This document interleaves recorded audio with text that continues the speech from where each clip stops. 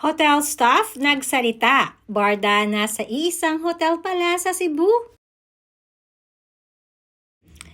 Nitong mga nakarang araw ay naging muling hot topic sa social media ang barda.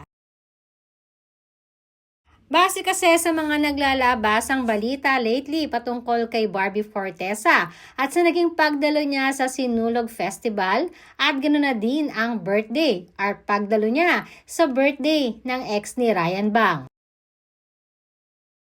Nauna na kasing pinag-usapan ang mga solong pagdalo ni Barbie sa parade ng kanyang ini-endorsong fast food chain.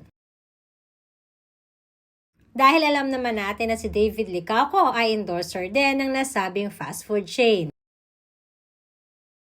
At dahil marami nga ang naghahanap kay David, kaya naman kanya-kanya ng mga resource ang mga netizens kung saan nga ba or nasaan nga ba si David Licauco.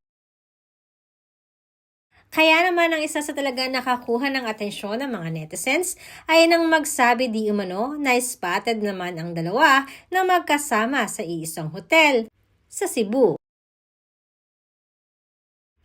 Hindi man daw magkasama sa event ay magkasama naman di umano pala ang dalawa sa iisang hotel.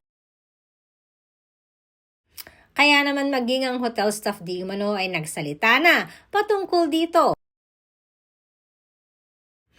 At ayon na rin sa aming source ay hindi naman di umano magkasama sa iisang hotel ang barda.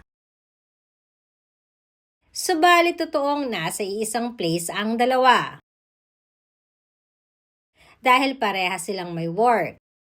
At si David ay busy rin sa pag-promote ng kanyang movie kasama si Jillian Wards.